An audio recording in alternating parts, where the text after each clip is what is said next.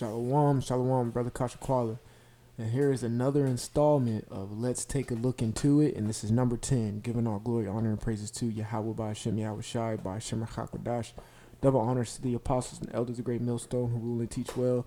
Peace, love, salutation to the elect 144 first fruit. And we're going to take a look into Native Americans in the Civil War. As you can see, I got this article right up here. It's the city of Alexandria, Virginia. And this is close to the DC camp. All right, it's not too far away. It's in the DMV area. I forgot what, I think it's 495. You go on 495, cross the bridge. Next thing you know, you're in Alexandria, Virginia. It's not even 20-30 minutes away from Maryland. Okay, so with that being said, we're going to look into how Native Americans were fought in the Civil War, and then we're going to have a side note of looking into something else the Native Americans did. Okay? So, it says we are all Americans. Right. Native Americans in the Civil War. At a time, I'm going to put these articles, I have two articles. I'm going to put these articles in the description so y'all can look it up. Again, the Let's Look Into It series is a thought-provoking series. I'm going to give the synopsis. Y'all go look it up for yourselves. All right? I do it. I'm just going to give you the synopsis of it, just trying to provoke thought. That's it. And make your research. You got to do your due diligence. It says, at the time when fear of removal from the tribal homelands permitted Native American communities, many Native people served in the military during the Civil War. These courageous men fought with distinction, knowing they might jeopardize their freedom, unique cultures, and ancestral lands if they ended up on the losing side of the white man's war. All right, so the introduction, let's go into it. It says, an interesting twist of history, General Ellie S. Park, a member of the Seneca tribe, so he's a Gadite, drew up the Articles of Surrender, which Robert E. Lee signed at Appomattox Courthouse in April 9, 1865. So, hey, Gadite wrote that, man. A Gadite wrote the surrender letter that Robert E. Lee ultimately signed and ended the Civil War and surrendered. It says, who served as General Ulysses S. Grant's military secretary. Now, we understand that General Grant later became the President of the United States. It says secretary and was trained attorney. He was a trained attorney. Hey, Israelites are talented, man. Okay. Was once rejected from Union military service because of his race, of course. You know, Edomites. At Appomattox, Lee is said to have remarked to Parker, "I am glad to see one real American here." All right, and you know, Robert E. Lee was the general of the Confederate Army. It says, to which Parker replied, "We are all Americans." Next. All right, of course, this was kind of a tomahawk. All right, so it says, going on, allegiance to the federal government. Now, approximately 20,000 Native Americans served in the Union and Confederate side armies during the Civil War. So 20,000 Native Americans actually fought in the Civil War, participating in battles such as Pea Ridge, Second Manassas, and Antietam, if I'm saying that right, Spotsylvania, Cold Harbor, and federal assaults on Petersburg. They probably fought in one of the big battles like Bullhorn and Gettysburg. All right. By fighting with the white man, Native Americans hoped to gain favor with the prevailing government by supporting the war effort. Now here goes the first scripture. I'm going to reread that. By fighting with the white man, Native Americans hoped to gain favor with the prevailing government by the supporting of the war effort. Now, you can look at Native Americans fighting in the Civil War in two lights. A light as a, are you retarded? And a light as in, that's just what Gadites and Reubenites and half the tribe of Manasseh do. They like to war. They're warriors. Okay, they like to scrap. As simple as that. All right, once you provoke them to. They like to. Two lights, a positive and negative. I'm going to say quote unquote. Because both lights are correct. They're both right. If you look at it in the sense of, God, man, simple as hell. Yes, the northern kingdom or the northern tribes are simple as all get out. Okay? On the right hand side, they're fighters, they're warriors. I mean, I know all Israel are, but the specific tribes, they're warriors. They like to war. Okay? So I'm going to get on to the quote-unquote negative light. That's right. Jeremiah 2:33. Why trimmest thou thy way to seek love? Therefore hast thou also taught the wicked ones thy ways. Why are you fighting in his war in hope that you will gain favor in his sight? You're dealing with the Edomites, man. The crackers that almost decimated you. Okay? That almost done away with you. Brought the Gatling gun and ruined you. Brought smallpox and gave it to your children and your family. It ruined you. Wiped out 90% of you. But you still want to fight in his war. Are you crazy? Simple. Okay? Simple as hell. Gadites, man, I'll be saying in that camp because my tribe is Gad. I'll be like, oh, man, it irritates me. But y'all are some simpletons, man. Simple as hell. And I guarantee you, to this day, if the white man comes and present them with another treaty, they'll take it.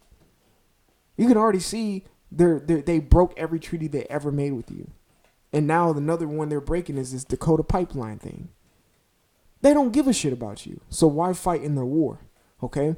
So it says, again, by fighting with the white man, Native Americans hope to gain favor with the prevailing government by supporting the war effort.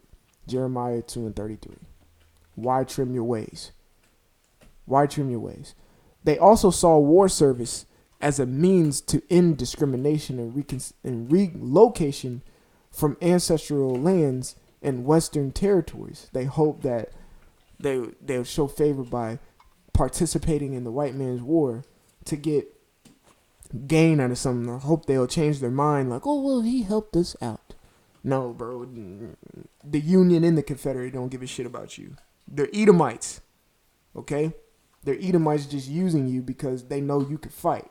You know, and they know you know the land better than they do. Okay? So it says, they saw, it says instead, the Civil War proved to the Native Americans' last effort to stop the tidal wave of American expansion. Manifest destiny. That's all. They don't care. They don't care. If they got to remove you to get manifest destiny, they will.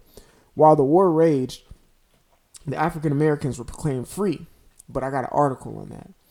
All right? Because a lot of people in the schools teach that the Emancipation Proclamation in the Civil War was fought to free the Negroes or the slaves. No, Buster. We're going to get the real dealio. It says the U.S. government continued its policies of pacification and removal of the Native Americans, even though 20,000 of them joined to fight in their war to prove to them that, hey, man, we're trying to help you out. Don't do this to us. Well, hey, thanks for the help, but your ass still got to go, okay? Simple as that. All right, I'm going to stop right there. Y'all can read the rest of this article. Very good information up in here. But again, I'm hitting the synopsis of the thing. All right, I just wanted to read that first part. And we're looking into Native Americans in the Civil War. Yes, it's true. 20,000 of them fought in the war. Okay, so let's continue. All right.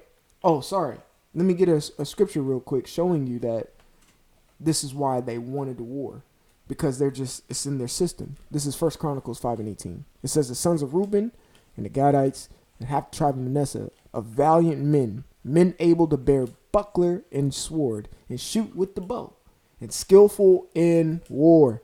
Okay, yes, they're trimming their ways for the Edomites, but at the same time, on the right hand side, it's just what they do, baby. It's just what they do, baby. They go to war. They're skillful in it. They're good at it. Gad was fucking Esau up when he first came, man. Okay? Then Esau had to cheat with biowarfare. If it wasn't for that, the Gadite and Reubenites would still been kicking their ass and ruling this land right now. But hey, prophecy had to be fulfilled. Okay? It says that the Reubenites down there in Florida area were giving Esau hell, bro. America Vespucci came up near the, I think, the Florida area and got shot with an arrow and dipped the fuck out.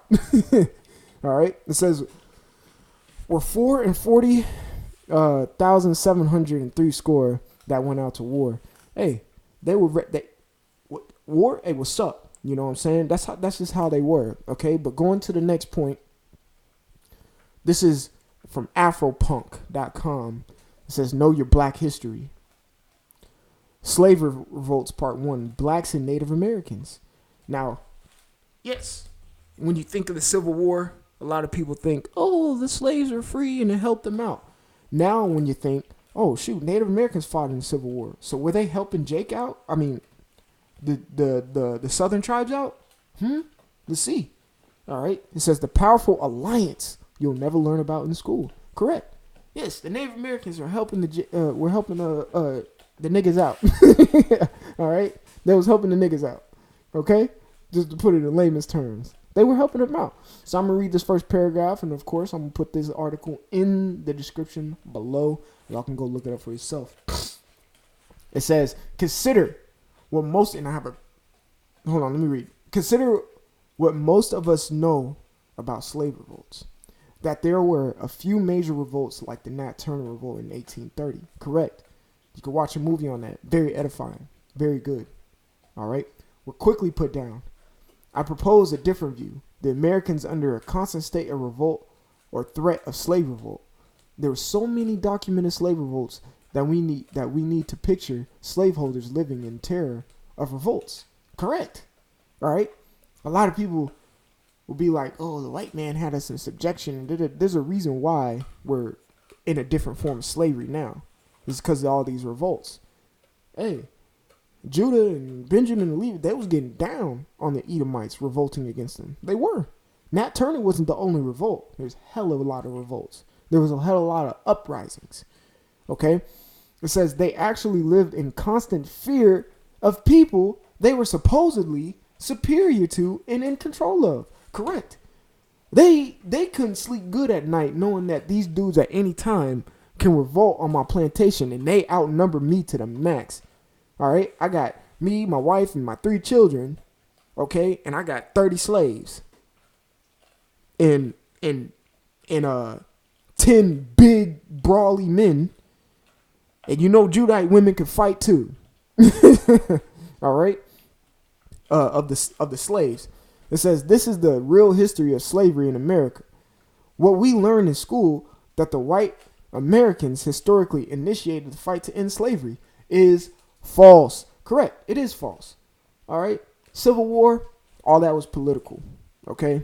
Every war is political and economical. It don't have nothing to do with you slaves. They don't give a shit about you. Okay. They don't care. They don't care. They just want to bring you down. That's it. And slavery was one of the form that they thought that could bring us down. Okay? I say thought because we're going to get up out of this shit. All right?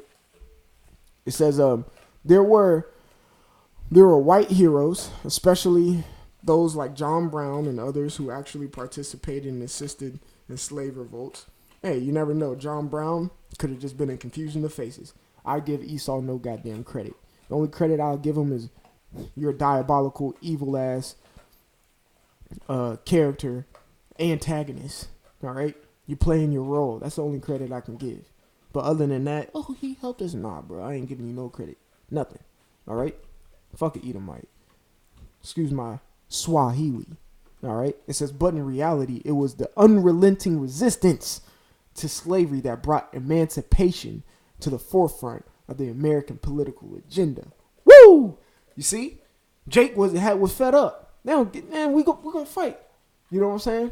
That's Jake, man. Jake don't really just lay back, just lay down, whatever. But it's like, we're gonna put up a fight. Okay? We're just gonna put up a fight. It says, let's continue. When we talk about slave revolts in the U.S., black slaves were not alone. All right? They had powerful allies who, until 1830s, were a force to be reckoned with. Native Americans. And with that, I'm going to bring another scripture and I'm going to close it out. Okay? Let's see. Let's go to the book of Joshua, the first chapter, and we'll start at verse 12. It says, "In the Reubenites, into the Gadites, and half the tribe of Manasseh." Matter of fact, let me go back to First Chronicles, and I'm gonna open it up right here because I want to use this First Chronicles real quick because there's a point that needs to be made in there. All right, the Native Americans helped out the Judites and stuff, man. The Judites, the Benjamites, and the Levites. Okay, so it says Joshua 1-12 again. "And the Reubenites and the Gadites and to the half of the tribe of Manasseh spake Joshua, saying, Remember the word which Moses, the servant of the Lord, commanded you, saying, The Lord your power have given you rest, and have given you this land." Verse 14 is coming to the point. Bear with me. "Your wives, your little ones, and your cattle shall remain in the land which Moses gave you on this side Jordan. But ye shall pass before your brethren armed, all the mighty men of valor, and help them." Woo! Okay? So we see it right there. We see it right there. Yes, the Native Americans fought in the Civil War and assisted the Judites, the Benjamites, and the Levites, and all the other tribes as well in this war. Yes, but primarily we're speaking Judite to Gadite, all right, or Gadite to Judite. Gad and Reuben and came to the aid of the Judites, man, during this time. That's a prophecy. This is a prophecy. This is a prophecy to this. And this is a prophecy to this. And it's gonna keep on happening. The Gadites and the Reubenites, the northern tribes, is always gonna help the southern, and the southern is always gonna help the northern. Because we're one. We're one family.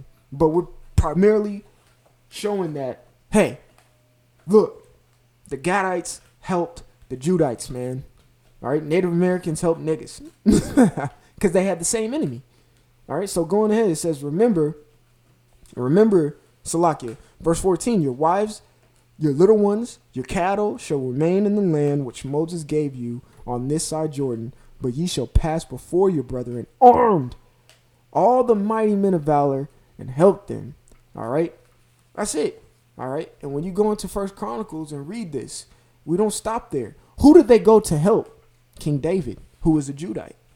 When you read all of this, especially when you read, I think, First Chronicles, the 12th chapter, and all, everything, they were coming to help King David in war, all right, which was a Judite. It's the same thing that was happening during the Civil War, all right. So that's another installment of Let's Look Into It, and that's number 10, and the title of it is Native Americans in the Civil War.